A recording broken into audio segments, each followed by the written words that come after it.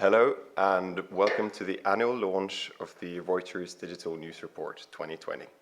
It's a pleasure and privilege to introduce Anne Schulz, who's a researcher at the Oxford Institute of Journalism. So please welcome and give us the key points from this year's presentation. Welcome everyone, good morning. My name is Anne Schulz, and to those of you in Norway who have been at this event in previous years, I might be a new face. I've joined the team in Oxford last year, and I'm delighted and honored to be speaking on behalf of the whole team, Nick Newman, Richard Fletcher, Zimge Ande, and Rasmus Nielsen, and to present key findings from this year's Digital News Report within the next minutes. So this is the Digital News Report. This year we have been covering 80,000 respondents across 40 markets on 6 continents, and this year we've also added Kenya and the Philippines as part of our global mission, global comparative mission. Before going into findings, here's a quick reminder about the methods. So this survey is based on an online poll, what means that it is representative, but only of the people who are online. So as such, it will tend to underrepresent traditional news behavior, such as TV, print and radio, when we talk about cross-platform behavior, for example. So particularly, this will be true in those countries with lower internet penetration, which are emphasized here with an asterisk in this chart. The polling was conducted by YouGov on our behalf. Samples were taken of around 2,000 in each market. Also, I should make clear at the outset that this survey was conducted in January and February, so coronavirus was well underway, but it was still before lockdowns took place in many countries. So we did do a second survey in April in 6 countries, which I will show you on the next slide, to understand the impact of that pandemic, which has been considerable, both on the economic side, but also in terms of consumer behavior. So here, much of this is already well documented, but I think it's important to note that we did see also in our survey data initially very significant increases in the use of television news, so up to 16 percentage points in the UK between January and February. And this is in line with previous research that has shown that television just really comes into its own outside of political routine times, for example, elections, but then also here in times of crisis. But looking at across 6 countries that we have polled in January and February, you see them on the bottom here, which those were. We also see that taking the average scores here across these 6 countries, social media was up by almost the same amount. Online news was up, while print, of course, was down significantly in some countries. That's not shown here, Germany and Spain, for example, due to problems of physical distribution. This here is some industry data from the BBC, which we also reference in the report. It shows that traffic to the BBC news site has been doubling at first, with people really looking for reliable and trusted news. Before then, it fell back, but it's still at a slightly higher level than before the initial surge. Trusted commercial newspapers, as you might know yourselves, have also shown similar effects, or we're also able to document similar effects. So there really has been a traffic lift, though we see it's already getting back to more normal levels. But the biggest impact of coronavirus on the news industry is likely to be economic, especially that will be true for media that is dependent of advertising. And one consequence of this might be, and that's what we're reflecting in the report, is that there's likely to be an acceleration for trends towards paid content online. So our tracking data from January, so before coronavirus, already shows significant increases in the number of countries, as compared to the previous year, and notably here we have the US, which is up 4 percentage points to 20%. That's doubled in 4 years for that country, and then Norway is up 8% to 42%. But we also see a lot of smaller increases in some European countries where more publishers are by now trying to get their readers to pay We now have El Mundo, for example, and El País operating paywalls in Spain, but we see similar developments in Latin America and Asia as well. So we did a more detailed study in the US, UK, and Norway to find which brands people are subscribing to. And we find, and that's also been in last year's report already, we find that a winner-takes-most dynamic seems to be persisting, as between a third and a half of subscriptions seem to be going to a few big national brands, the Times and the Telegraph in the UK, New York Times and Washington Post in the US, and then Aftenposten and Verdens Gang in Norway. But the difference in the proportion of local subscriptions is interesting. So we see 64% of those who pay in Norway are actually subscribing to a local newspaper. We had 130 different titles mentioned in our research, different local news titles, in open response formats that we've offered. 30% in the US, again, where local papers are also slowly introducing paywalls, but just a handful in the UK, where most local news online still remains ad-supported. So in this detailed study, we also looked at more closely at why people are subscribing and why they don't subscribe. So sticking to why they subscribe, we see that in the US and the UK, we find that the most important reason is the distinctive nature of content. So people feel that when they subscribe to something, that they're getting something that they can't get for free. And then another reason is convenience and price, which is important to many. It's especially in the US, it's a bit lower in Norway and the UK. And then others, and that's, I think, is really interesting. Others are saying that they're motivated mainly by the sense of that journalism is worth supporting or maybe needs support. That's a far bigger motivation in the US than in the UK and Norway, with over half saying that this was a key factor to them for subscribing. It's maybe less in Norway, perhaps because people don't necessarily feel that journalism is under threat in the same way as this is debated in the US. So then we asked people about how likely they were to still be subscribing in the next year, to investigate the matter of turn a little bit. And the good news here is that 80% say to be likely or very likely to resubscribe, and that's similar levels that we see to video services like Netflix or audio services like Spotify. So even though, of course, we don't know the impact that the recession might have on churn, but at least in January, we see that new subscribers appear to be pretty loyal, even if they're obviously not nearly as many as those who subscribe to Spotify and Netflix. Turning to the other side, so what are the prospects of getting more people who aren't currently paying to do so? And we found that more valuable content is one thing that might help, as well as ad-free content. It could also persuade some, but then price and convenience look like some of the most important areas. We think that special offers could play a role here, but also flexibility, like family subscriptions, are things that could appeal to some.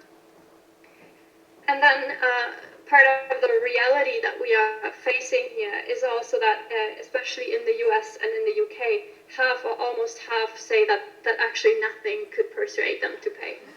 So for many people, I think free content that they get in these countries is still good enough through social media or aggregators or other sites, and paid news just doesn't seem to have enough value, as also this quote here is illustrating.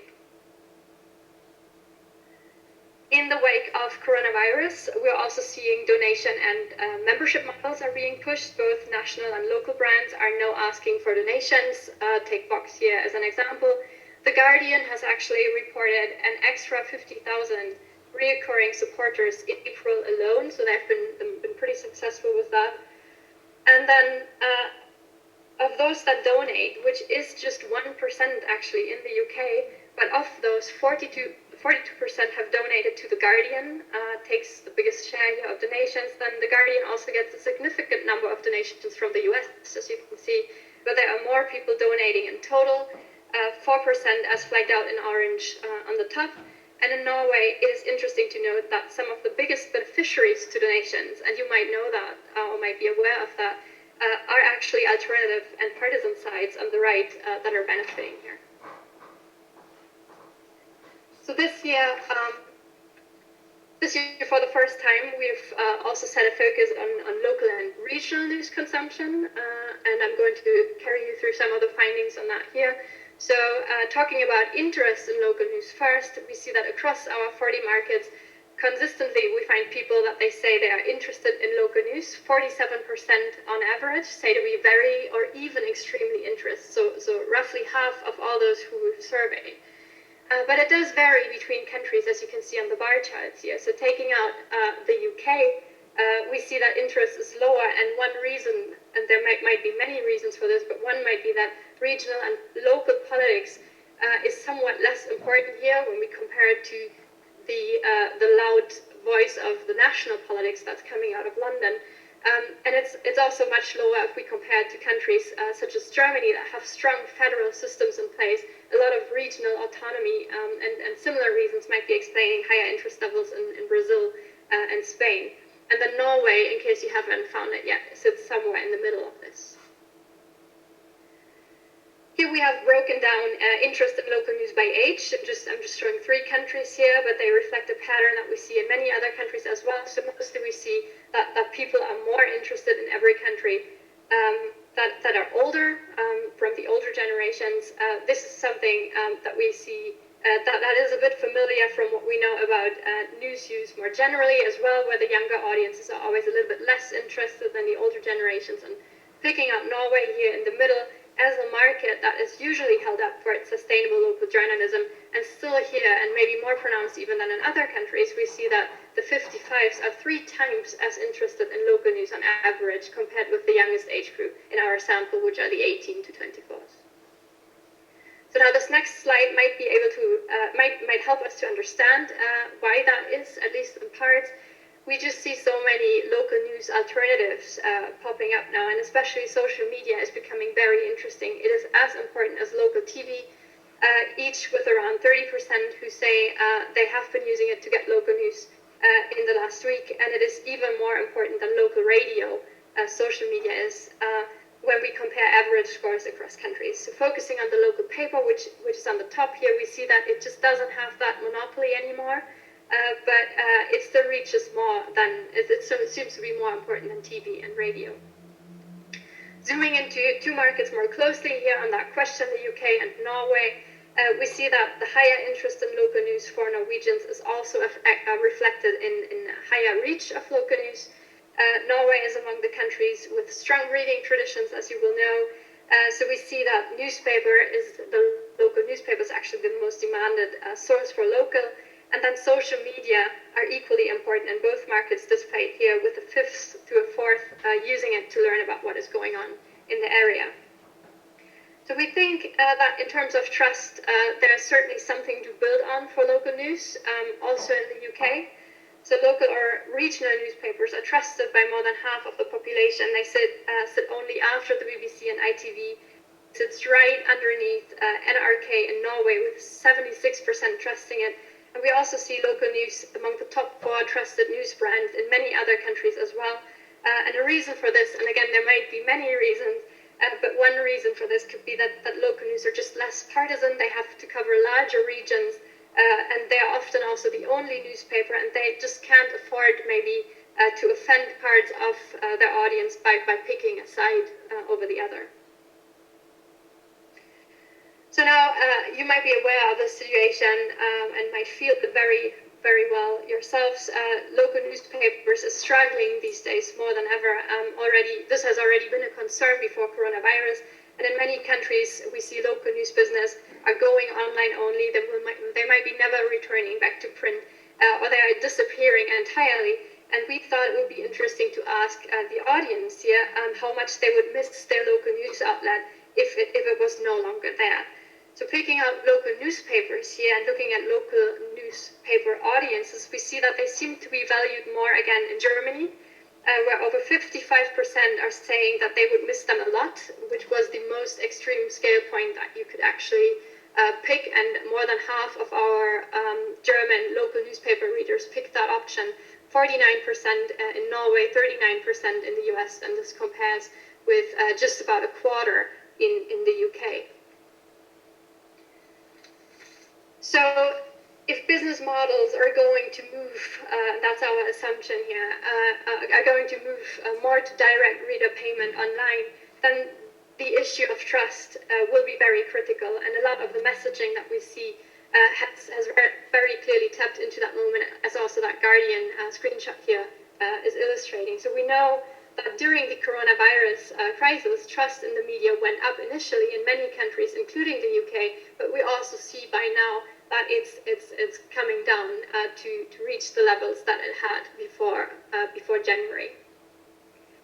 So our year-on-year tracking data, again, this is from January, show that across countries there has been a further fall in trust. In the previous year, just 38% say to trust news most of the time.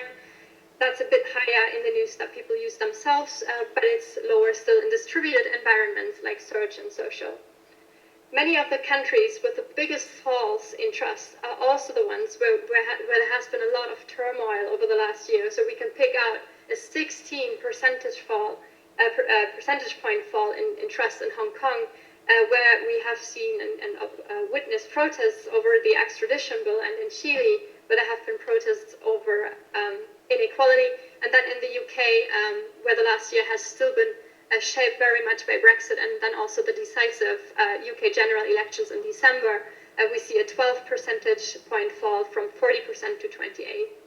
So in many of these countries, it is not necessarily that journalism is getting worse, but rather we see that societies seem to polarize more and more on certain issues, and the media then might be a part of it, but it also reflects the views of people that it reflects views that some people might not want to see, and this could be and this is then going to be perceived as biased, and this could play into these average trust scores that go down. That's certainly the case in the UK. We can see what caused the fall in trust here on that chart, which comes very much from people who self-identify on the left, which is the red line. In 2019, that's been at 38%, and it dropped down to 15% in 2020 for that group, where maybe some activists and politicians specifically blamed the media for the election defeat in December, for bad treatment of the Labour leader Jeremy Corbyn, whereas the fall on the right, the blue line, is just much less pronounced. We see similar dynamics in the US, but they're just the other way around here, where there's much higher trust on the left, and it's very low on the right. And so partisan media and partisan pressures have raised new questions about whether the media can be or should try to be neutral or objective. So we came to ask whether people prefer news with no point of view, or news that shared their point of view, or if they maybe even like news more that challenges their point of view. And it's striking to see here, with all the orange bars up, that the rise of partisanship, despite the rise of partisanship, I think that the vast majority of ordinary people still say they prefer news that at least tries to be objective. So this is especially true in those countries with strong public service media like UK, Denmark, and Germany, that have a tradition of neutral or impartial news. Even in the US, we see that there's still something that we refer to as a silent majority that hold onto the idea that news should be neutral. Moving on to misinformation, so 56% across 40 markets say they find it hard to know what to believe online when it comes to news. And this year then, we have been asking our respondents who they think is most responsible for the spread of misinformation. So this is on the sources of misinformation here. And we see that people are acknowledging or recognizing that mainly domestic politicians are to be blamed. 40% are saying that, followed by activists, journalists, ordinary people, and foreign governments coming in last year. So this is the content or the source of misinformation. And then in terms of channels of misinformation, so where do you come across this most of the times, we see that on average in the press countries, people feel that Facebook is most responsible, followed by messaging apps like WhatsApp, Search, YouTube, and Twitter. Though this does vary by country, trying to show that here. So this is WhatsApp this is WhatsApp in parts of the global south, is seen as most responsible. Brazil, Malaysia, Chile, Mexico, and actually concern is pretty well split in South Africa and Kenya too, between Facebook and WhatsApp. Then most concern is about YouTube in South Korea, and in Japan it's actually Twitter that's held responsible. So just to recap and close this, we've seen that coronavirus has increased the demand for news, but the economics of news is much more uncertain now than it was before, especially for ad-supported media. This is likely, we're assuming, to accelerate that shift to paid content, which we've already seen, and we've already seen parts of that in the industry data. More people are paying for news, and they're also being more encouraged to do so. This won't work for all, especially in the UK and the US, where we also have like a huge amount of free news still. The situation for local news doesn't look too bad in terms of audience support, I would resume. So we have high interest and trust in local, and especially, and that's especially true in Norway. There's a high willingness to pay for it, but we also can't ignore the economic pressures on the business, which might have very serious consequences in the future, especially given the strong reliance on older demographics. Then trust remains a problem with partisanship, a key factor, and then along with misinformation, where most people think that politicians are most responsible, but we've also seen a substantial minority blame social networks and media for this. So that was it from my side. Thanks a lot for your attention, and I'm looking forward to any questions that you might have. All right. Thank you very much, Anne. I should point out that my name is not Tonje Olsrud, but Talla Frabe, and I'm a PhD candidate at the University of Cambridge. And again, it's been a pleasure to read this year's report. It is a monumental feat. It is usually considered the golden standard of empirical media research. So there are lots of things that we will discuss in the upcoming panel session, but as for now, seeing that you are based in the UK and presumably are Central European, would you like to tell us what you think about what are your possible explanations for the Norwegian relative success in attracting digital reader revenue? Here, Hallvard Mo and others have theorized the concept of the media welfare state, but what are your thoughts on this? Mm-hmm. It's a difficult question. I think the answer behind it is probably very complex, and many factors will play in. So I think probably also people from the Norwegian news industry will be better able to respond to that, actually. But I think, I hope that's not going to sound ignorant, as this might also be just a stereotype about Norwegians, but I think focusing on the audience here, the Norwegian public is just sort of considered to be like a more modern society that's really open toward new technologies, so I think that could play a role, but you might know this much better than me. And then I think, I don't know, it could be that there's something about, when we focus on local news, for example, something about the geography of the country that makes an advantage, that brings about an advantage for the local news businesses there. It might be something about the marketing that you do differently, but I can't really illustrate that in detail. I don't have the expertise for that market that much. But yeah, so I think there's many. Maybe it's also how politics is structured. That gives local news sort of more to report about, as this would be true for Germany, for example, as well, where we have 16 states and they have very charismatic figures that work on the local or state level that all need to be covered, like Markus Söder, for example, in Bavaria. So local journalists and regional journalists just have a lot to sort of bring into the discourse as well from each the countries. And I'm not sure if something similar might be going on in Norway.